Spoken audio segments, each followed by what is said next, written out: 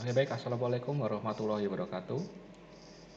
Baik, hari ini saya akan mencoba untuk mendiskusikan materi kita yang keenam, yaitu berkaitan dengan aplikasi fungsi kuadrat gitu ya. Kalau kemarin kita sudah membahas tentang aplikasi fungsi kuadrat pada pada fungsi permintaan dan fungsi penawaran, maka kali ini kita akan mencoba untuk mendiskusikan penerapan aplikasi fungsi kuadrat itu kepada keseimbangan pasar dan penerimaan total gitu ya. Jadi konsepnya sama, masih konsepnya masih fungsi kuadrat, cuma nanti penerapannya yang berbeda gitu ya. Kalau kemarin di fungsi permintaan dan penawaran kita hanya punya satu fungsi saja gitu ya. Kemudian kalau kita sekarang berbicara di keseimbangan pasar nanti ada dua fungsi gitu ya. Keseimbangan pasar kan berarti di sana ada supply ada demand gitu ya.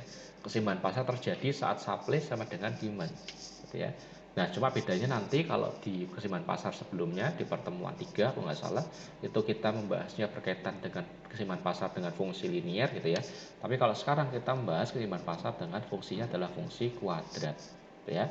Fungsinya adalah fungsi kuadrat. Nah, ini contohnya gitu ya. Saya langsung contoh saja gitu ya karena konsepnya sama, caranya sama, hanya nanti penerapannya sedikit berbeda gitu ya. Nah, contohnya ini, misalnya pasar beras premium ini memiliki fungsi permintaan yang memenuhi persamaan Y sama dengan X kuadrat min 7X plus 12 ya. Pada saat yang sama fungsi penawaran beras premium berarti permintaan ya.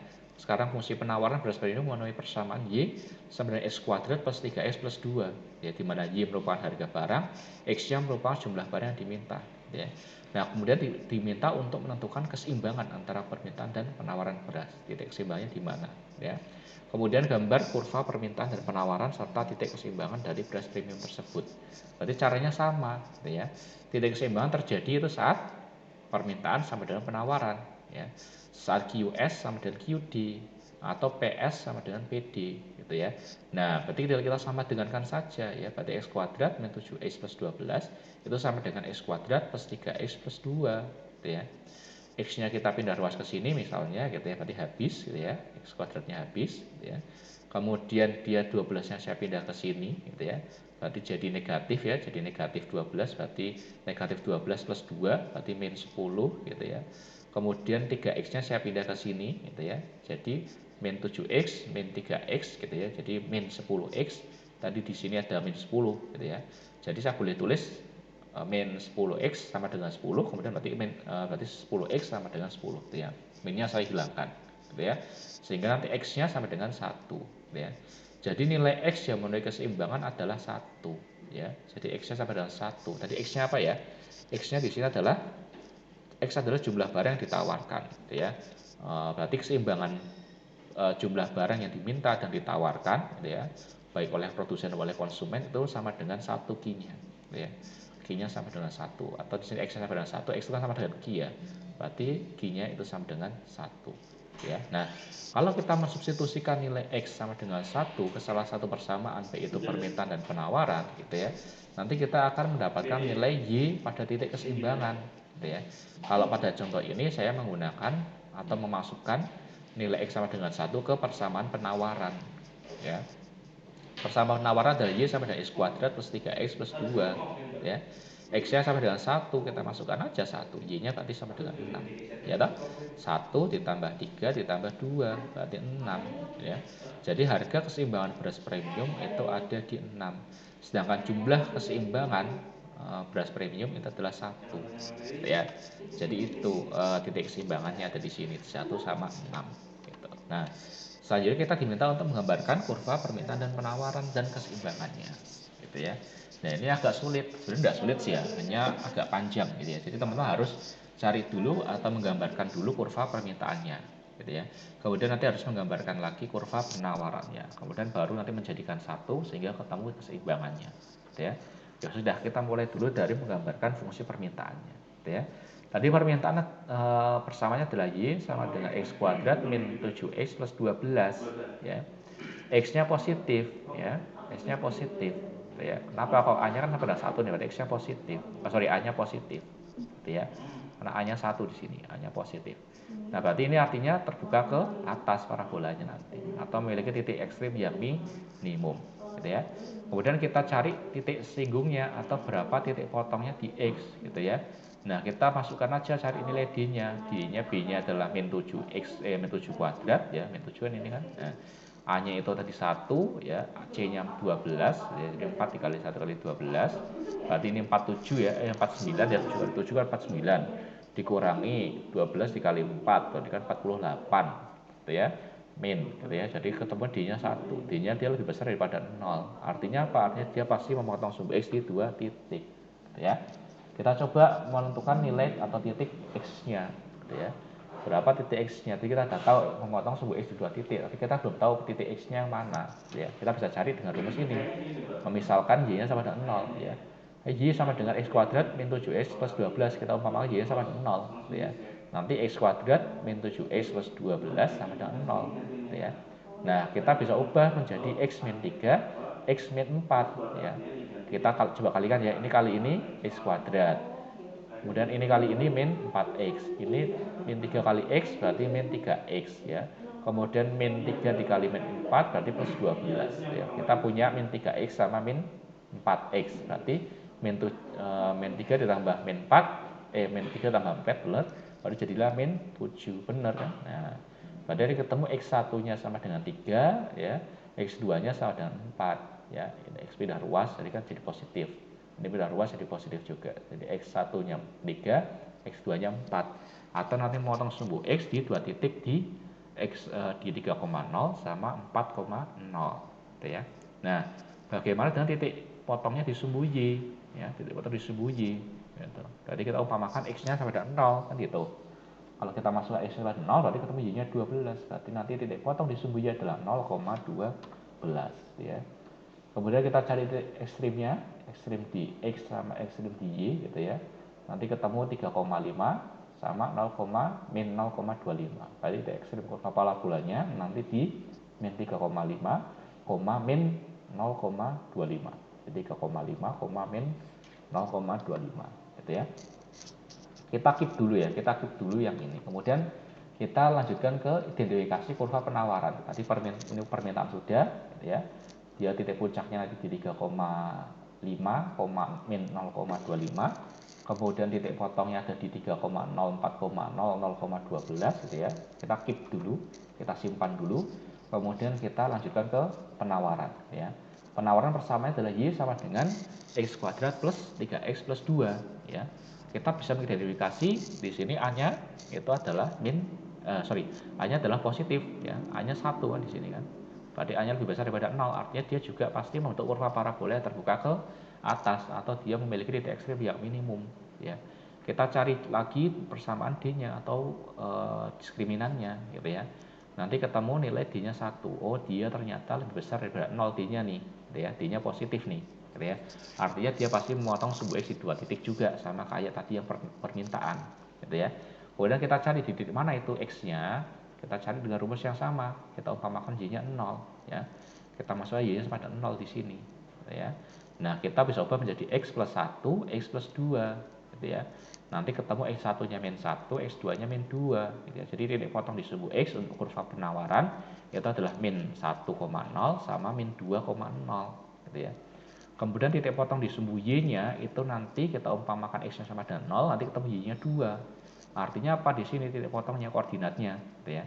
Di sini titik koordinatnya ada di sini ya, bahwa koordinat di sumbu Y atau titik potong di sumbu Y nanti adalah 0,2 gitu. Nah, kita nanti bisa cari titik ekstrim kurva penawarannya ya dengan rumus ini ya, rumus yang tadi kita sudah bahas di bab sebelumnya, di pertemuan sebelumnya gitu ya. Ini juga sama, titik ekstrim di sumbu X ya sama Y, ini Y gitu ya. Nanti ketemu titiknya ada di min 1,5, min 0,25. Kalau kita gambarkan seperti ini ya. Nah, ini adalah kurva yang ini adalah mana nih? Nah, ini adalah yang penawaran ya. Ini adalah penawaran nih. Y sama dengan X kuadrat plus 3X plus 2 ya.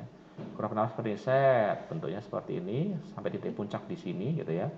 Ini memotong sumbu X-nya ada di sini sama sini ya. Memotong sumbu X sama sini. Kemudian memotong sumbu Y-nya di titik ini gitu ya. Kemudian dia terus bergerak ke atas dan ke atas gitu ya. Titik puncaknya di sini ya. Titik puncak di sini di di min 1,5, X-nya min 1,5, Y-nya adalah min 0,25 gitu ya. Y-nya min 0,25. Itu kurang lebih ada di sini. Gitu ya. Nah, ini adalah contohnya. Gitu ya. Kemudian kurva penawaran bagaimana, sama ya. Dia memotong di 2 titik juga, gitu ya, di titik sini sama sini, gitu ya. Kemudian dia memotong sumbu Y juga ada di sini, gitu ya. Nah, kalau disatukan, ya, kurva ini di sini, titik ini, itu nanti ada di koordinat 1,6. Dari mana 1,6, Pak? Dari sini, tadi kita sudah menghitung ya. Nih. Nah, ini. Jadi kita sudah menghitung keseimbangan penawaran sama permintaan yang terjadi saat X-nya 1, Y-nya 6, atau koordinatnya adalah 1,6, gitu ya. Nah, kita kembali ke sini. Nah, makanya dia nanti perpotongan antara X sama Y, gitu ya. Perpotongan antara kurva permintaan dan kurva penawaran itu nanti ada di posisi sini, atau koordinatnya adalah 1,6, ya. Yang ditarik X-nya 1 di sini nih, ya. Y-nya di sini ada di sini 6. Ya. Nah, ini adalah penerapan fungsi fungsi kuadrat pada keseimbangan pasar, ya. Nah, ini yang merah-merah ini yang saya tunjukkan bahwa ini adalah yang memenuhi persyaratan permintaan dan penawaran, bahwa P dan Q pada permintaan dan penawaran harus positif. Ya, ini sama ini. Yang berpotongan yang ini. Gitu. Gitu, ini adalah dari keseimbangan pasar. Nah, kemudian bagaimana dengan penerimaan total, gitu ya. Penerimaan total ini dapat berubah menjadi fungsi kuadrat ya. Saat jumlah barang Q ya, ini merupakan elemen dari penerimaan total, juga merupakan fungsi dari harga barang di pasar. Maksudnya gimana? Maksudnya ini, gitu ya. Kita tahu TR itu kan sama dengan, atau total penerimaan itu sama dengan P kali Q ya, harga dikali dengan Q ya. Saat Q ini merupakan fungsi dari P ya. Saat Q ini merupakan fungsi dari P ya, berarti dia sama dengan A min BP gitu ya, A min BP gitu. Nah, maka nanti kita bisa substitusi ya, substitusi nilai Q ini menjadi A min BP gitu ya. Gitu. Jadi Q merupakan fungsi dari harga gitu ya. Q merupakan fungsi dari harga gitu ya. Harganya kan P nih, di sini kan P ini sini gitu. Nah, ini berarti dia negatif ya, berarti artinya semakin tinggi P, berarti Q-nya akan semakin rendah, gitu ya. Semakin tinggi P, maka Q-nya akan semakin rendah, gitu. Semakin tinggi harga, P-nya semakin rendah, gitu. Nah, itu gitu ya. Jadi ini adalah fungsinya. Kita substitusi Q-nya pakai ini, A min BP, gitu ya. Maka nanti ketemu nilai kalau kita kalikan ya, berarti ini AP ya. Kemudian ini berarti min BP kuadrat. Nah, TR akan menjadi sama dengan AP dikurangi BP kuadrat. Nah, inilah fungsi kuadrat jadinya, gitu ya. Makanya jadi fungsi penerimaan total itu bisa menjadi fungsi kuadrat saat Q-nya itu adalah fungsi dari P, gitu ya. Atau P fungsi dari Q juga bisa, gitu ya. Atau dibalik juga bisa, sama saja di hasilnya, gitu ya. Nah, itu nanti akan membentuk fungsi yang kita kenal sebagai fungsi kuadrat. Nah, contohnya ini, ya. Nah, suatu barang ini memiliki fungsi permintaan yang memenuhi persamaan P sama dengan 2Q min 9. Gitu ya, suatu barang memiliki fungsi permintaan ya, yang memenuhi persamaan P sama dengan 2Q min 9. Maka tentukanlah A penerimaan total, gitu ya. Tadi gampang ya, penerimaan total, berarti P dikali Q, ya. P dikali Q, berarti P-nya kita sudah temu, dikalikan Q aja terus habis itu, gitu ya. Nanti jadilah fungsi penerimaan total. Kemudian menentukan kurva parabolanya terbuka ke atas, terbuka ke bawah, gitu ya. Dengan tadi melihat nilai A-nya ya, atau koefisien yang melekat pada variabel yang memiliki pangkat 2 itu positif apa negatif, gitu ya. Jadi kita bisa menentukan terbuka ke atas atau terbuka ke bawah. Kemudian teman-teman diminta untuk menentukan kurva parabolanya motong sumbu X di berapa titik, berarti pakai diskriminan ya, pakai nilai D gitu ya. Kemudian titik potong kurva di sumbu X dan Y gitu ya. Jadi berapa titik potongnya atau berapa koordinat di X dan berapa koordinat di Y gitu ya. Nah, nanti kemudian teman harus melihat titik ekstrim kurva parabolanya ada di mana, titik ekstrimnya gitu ya. Koordinat titik ekstrimnya ada di mana. Kemudian suruh melukiskan kurvanya gitu ya. Nah, kita lihat di sini kan P dikali Q, P-nya kita sudah tahu 2Q min 9 dikali Q. Berarti TR-nya adalah 2Q kuadrat min 9Q, gitu ya. Nah, Q kuadratnya dia punya koefisien 2, berarti dia A-nya lebih besar daripada 0, kan gitu. Berarti dia terbuka ke atas, berarti dia titik ekstrimnya juga titik ekstrim yang minimum, gitu ya. Contohnya seperti itu ya. Nah, kemudian kita cari nilai diskriminannya B kuadrat min 4AC ya. C-nya kosong ya. Kita tidak punya konstantanya, nggak punya, kosong. Di sini tulis saja kosong gitu ya. B-nya tadi berapa ya? B-nya adalah min 9, berarti min 9 kuadrat. A-nya 2, berarti udah tinggal dimasukin aja. A-nya berapa sih? Oh, 2 bener kan? 2 ya udah tinggal dimasukin aja. Berarti ini apa namanya? Min 9 kuadrat berarti 81, ini 0 ya kan. Tadinya sama dengan 81. Tadinya lebih besar daripada 0. Dia pasti punya X-nya atau memotong sebuah X pasti di 2 titik juga gitu ya. Nah, kemudian berapa titik atau koordinat sumbu X-nya? Berarti kita bisa umpamakan Y-nya sama dengan 0. Jadi di sini Y-nya adalah TR ya. TR-nya adalah 0 gitu ya. Berarti 0 sama dengan 2Q kuadrat min 9Q ya kan? Sini kan?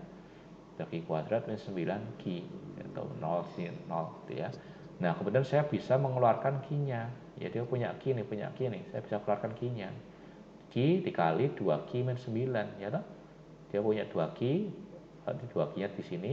Dia masih punya min 9, berarti min 9 di sini. Kalau kita kalikan lagi, jadi bentuknya Q dikali 2Q, jadi kan jadi 2Q kuadrat. Min 9 dikali Q, berarti min 9Q. Sama kan? Ya, sama, hanya saya ubah bentuknya menjadi seperti ini. Gitu ya. Nah, berarti kita bisa tahu Q-nya, Q1-nya 0 ya.